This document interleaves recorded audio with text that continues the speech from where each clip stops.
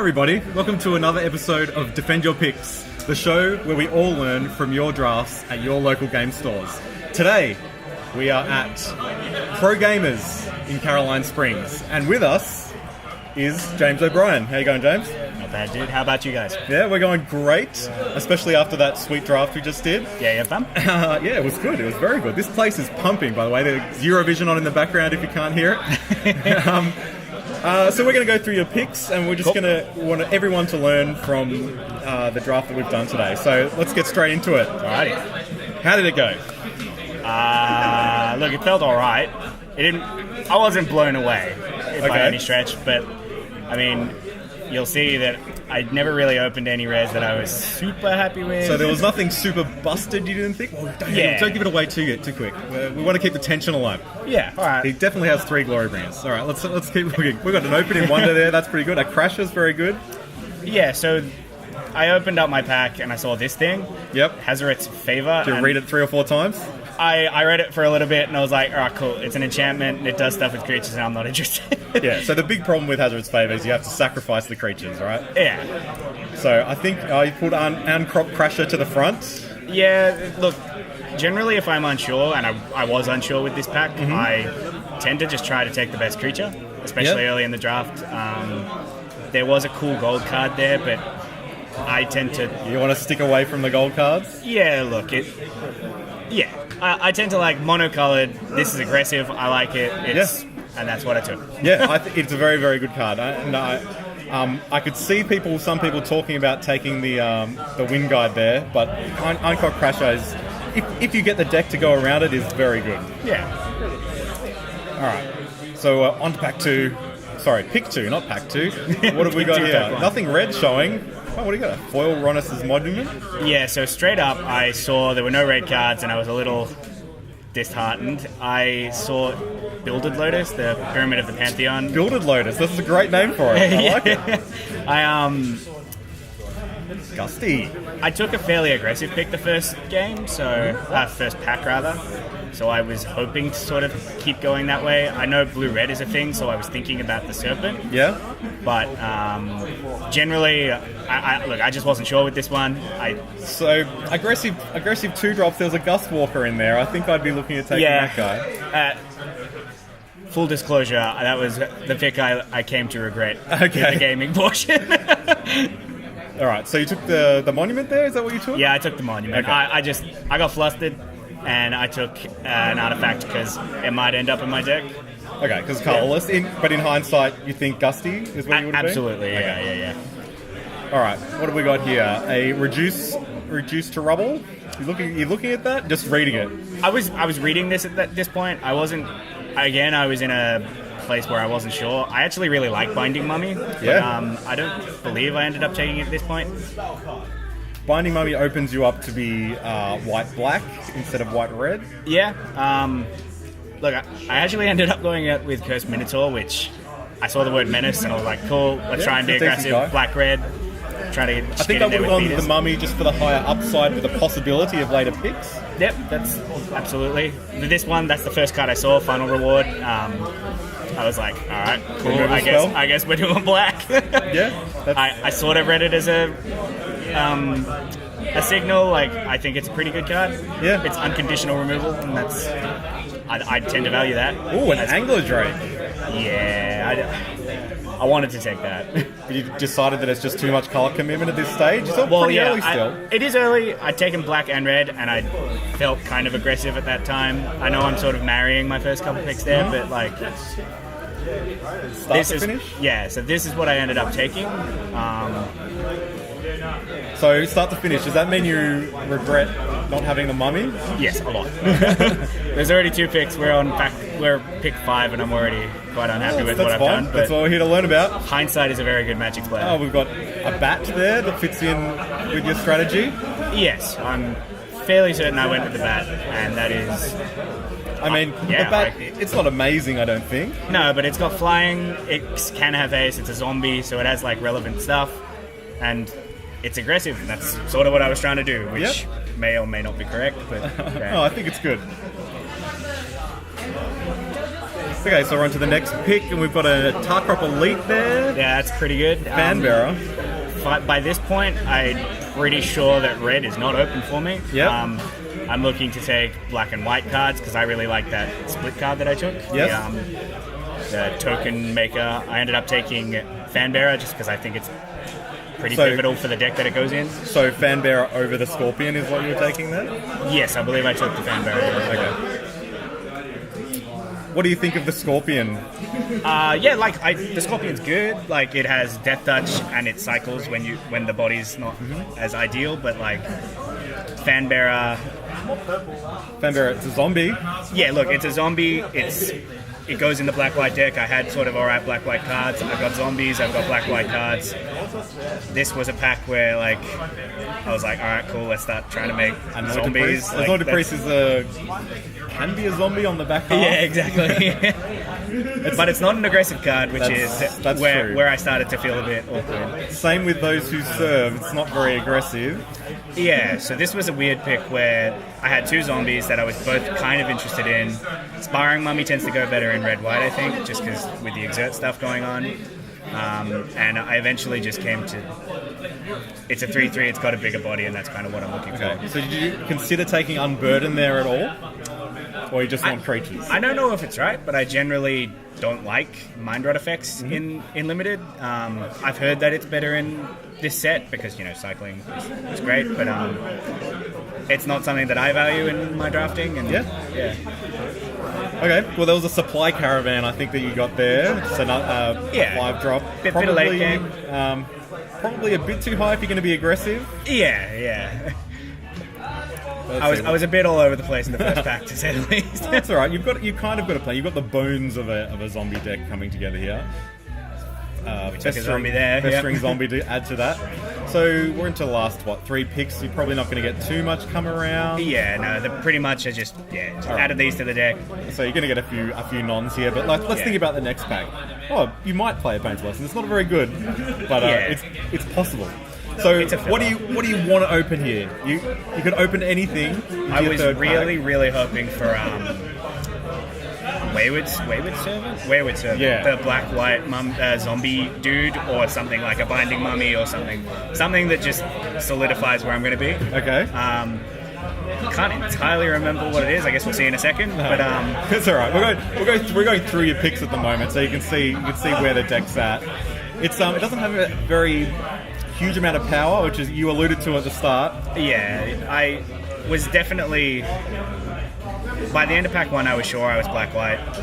That's most of the colours I had, but I wasn't happy with in terms of... I didn't really have any bombs.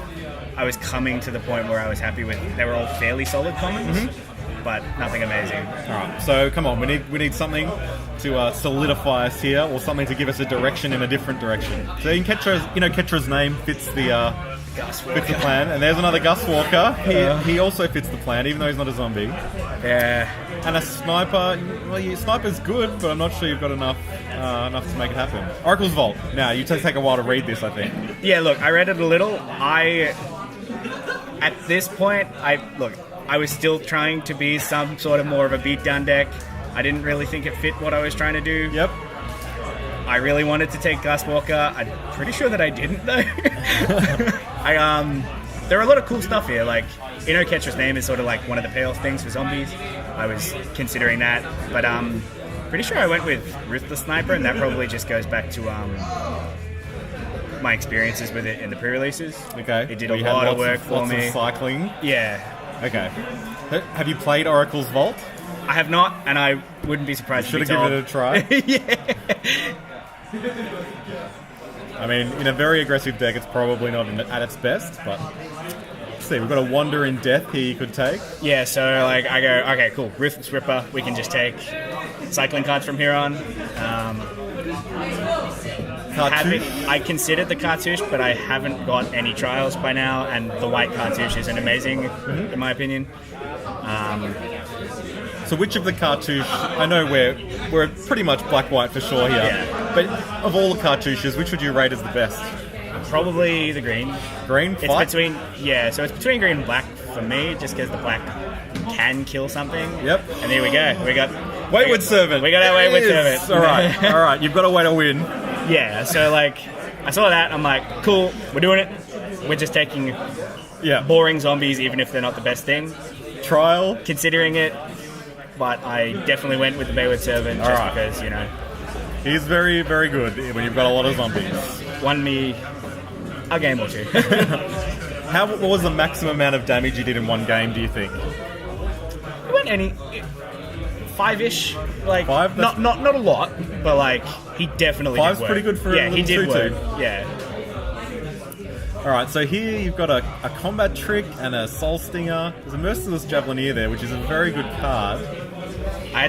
So I do like the javelineer. I ended up taking something that it makes a zombie. I know. I'm not sure I agree with that pick. Well, I mean, yeah. This is the first time I've trusted this format. Alright, we'll let you off the hook this time. We've got a Scorpion here. Scorpion's a zombie, we talked about it before. Cycling as well, so it turns on your sniper. Yeah, so I got 2 cycler cards. One of them has a body. I felt that was better. It's a creature when I need it, and it's really good with my the sniper. Ruthless sniper, yeah. A random 2-drop. You might play it, but I don't think so. That's one I like, but the Nest of Scarabs. I feel like that's something I want once I've got the deck for it already. Yes. You don't want to pick it and then try and get in the deck. This thing makes a zombie, and I have the black-white card that you sack a creature, and I felt that might be able to do something for me. Yeah. So that's pretty sure what I ended up going with, even though it's a 2-mana 1/1. I'm not amazed with it. So the problem you might come up against is that you're trying to do these aggressive things, and then you play a 1/1. However, if you can get the zombie thing happening, time to reflect. Yeah, so that card feels sort of high risk, but I was kind of confident that I had the zombies. What's your zombie count at it now? 6-ish. So like, if I take it at this point, I'm kind of thinking, yeah, sure, like, I'll just try and take a lot more zombies, makes my Wayward Servant better, makes this guy better. Alright, in he goes. So the only competing one was that other Wayward Servant in that pack, I think. We've got a Festering. We don't really want to play Festering Mummies, I don't think. But, well, I might be putting words into your mouth. No, I'll tell you at the end. But oh, that sounds ominous. The deck started with 2 of them. Okay. Alright, so he's in. Yeah, so I think I would have been on Unburden there just to diversify it. Yeah, look, in hindsight, I agree, especially considering the amount of cycling that I'm kind of wanting. I'd been avoiding Miasmic Mummy throughout the entire draft. Yeah. There I took, Ketra's name because it's, a zombie payoff. If you've got a big wide board of zombies, you can just crash in. So did you even think about Bontu's Monument there? No, honestly. Yeah, good. Yeah. I just have to ask the questions. We've got a Bug and a Trespasser's Curse. Yeah, so this back guide, at this point I'm just taking stuff. Considering that Heaven and Earth is still there, I would have thought someone in red would have picked that up. What's Earth do? Earth's the like ground one. Yeah. So it's I'm pretty sure I took the Curse here. It was just a filler pick, this one. Have you ever played or will you ever play the Curse? I haven't. I'm sure that I might, but I've sideboarded it in once when I had 4 of them against the Nest of Scarabs deck. I sideboarded 4 of them in. Sure. It worked. I played against the Nest of Scarabs deck. It can be very good. Yeah. Alright, so you've got to look through your picks here. Do you have any system here? You're just reading and just getting it into your mind? It in order? At this point I'm just trying to remember everything that I've got. Just be like, alright, cool, so I've got a few zombies. This is what I want to prioritize. I've got a cycling thing, a sub-theme going over my zombies. It's just sort of revisiting what I've got, trying to draw a picture as to what I want to get. And at this point, it's just more creatures. I just want to get more good creatures. So I think going into Pack 3, it's pretty much the same wish list as going into Pack 2, right? Yeah, let's open a bomb. You've been on that same plan the whole time. Another Wayward Servant couldn't go astray. That doesn't look like a mythic white angel at the back there. No, that would have been nice. Which is a zombie. Yes, it's true. Comes back as a zombie. There's a horror there. Yeah, I don't know which I should have picked here. I was happy with either. So what are you picking between here? Between the horror and the two cyclers. One of them has flying. One has a slightly bigger body. Which the winged shepherd is the flyer. Yep. You went with the horror? I went with the horror. I would agree with you in that pick. I think the horror is very, very good. We got another fan bearer here. There's a compulsory rest as well. Yeah. So I figured they sort of adopt a similar slot. So a fan bearer is pseudo removal. It's not. So the fan bearer is the pseudo removal, and you have to pay for it every turn. That's true. Where the compulsory rest it's also pseudo removal, and that sometimes it gets bounced. But ultimately, I picked fan bearer. It has zombie on its type. That's perfectly reasonable, I think. And you passed me another one of those compulsory rests, so I didn't complain. And well, another painful lesson: you're not going to play two of those. You're probably not going to play even one of them. Nothing. Yeah, nah, this pack wasn't great for me. Yeah, I think it was pretty great for other people. I really liked the hippo. Seeing a lot of things that I want. So you got another priest or a scarab feast there. I think I want to be on scarab feast. Scarab feast is the exile. It's the exile three things, but it has cycling on it. Yeah, so it's a good sideboard card. Yeah. And we've got a skirmisher, forsake the worldly, and unburden. Was this the time? I can't remember. Ooh, this is an interesting pack with the multicolored card there. I kind of wanted to take Renewed Faith, but then I saw that and I saw like, oh, I've got a lot of tokens. I took it. I'm like, yeah, let's try it. Did you play it? No, but okay. I was considering it. I'm like, if I get more embalms, we'll chuck it in, but it just felt a bit too much like a do nothing. Yeah, no, I can see that. Unless you're very, very far down that end of the spectrum, it is very do nothing. So I like the horror in multiples. Yes, yeah. I agree. I talked with Chifley about that a couple of weeks ago. We went in depth about having multiple horrors. There was also a two drop there though that you could have put in to fill up your curve. The duelist. Yeah, comes back as a zombie. It's probably reasonable, and I suppose at that point it was basically I'd just forgotten what my curve looked like. It's just whether you want to fill up your 2 slot more, or whether you want to have make your sniper better and have the bigger drops. Yeah, look, I think I was a little all in on the sniper, despite probably wanting to have a better beatdown, but having 2 horrors I don't think is a downside. Yeah, okay. Oh, I see a binding mummy there. I was very happy with this one. And a cartouche as well, so this has got to be a hard pick. That was a hard pick. Yeah, so you can see that I'm a bit confused here, but I went with the mummy. So it is a zombie. It taps stuff. It helps kill the opponent. So did you use it to get through and kill people? No, all of the times I drew the mummy, I did well in the game. Okay. I was very happy with the mummy. I mean, Cartouche probably would have said the same thing. That's very true. I mean, they're both good cards. Alright, we've got a skirmisher again. It would fit in your deck, but it's not really the synergy we're going for. Yeah, so here we got the bat. I saw a flyer, something I don't have a lot of. It's and a zombie. Alright, more zombies. It's a 3 and a 4 drop. It's true. The 1 toughness can be a problem I found in this. Yes, that is something to consider for sure. At this point, I was just taking zombies, not thinking a lot about it. Or cycling in this case. Or cycling, yeah. Turning on your sniper. I do really like the 1-mana cyclers that turn into big threats in the late game. Yes. This is a thing I hear constantly, and I can see why. It's very, very good. I actually fell into a trap a few times where I would just cycle relentlessly, not thinking about it, even if I didn't need to. And I just found, I had the lands in my hand, and I cycled without need, and using up all your gas. Exactly, and I didn't have any gas to draw into because I cycled it. Yep, that can be a trap.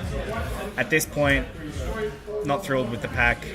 I got a 2-drop. I got a zombie. It does some stuff. Yeah, but it's not the best zombie, but it is a zombie nonetheless. I got a Scarab Feast for the sideboard. Do it. I actually think I took this. Gate to the Afterlife. Didn't finish reading it, but Scarab Feast should have been the pick, I believe. Yeah. It's just because it's so flexible. It's so cheap to put in your deck. Yeah, good. I'm glad you did. Turns on your sniper. If you can't beat against a deck where the sniper is good, you might want it in there. Yeah. then we got some blue and red cards. And we've got nothing Yeah. coming around. That by force is going to go last, I think. But second last pick, River Shrine. You're not playing either of these cards, and to finish it off, a Naga Oracle. Yeah, bunch of gimmies, just because that's what happens at the end of a draft. All right. So what do you usually do now when you've finished your draft? Do you go straight into building?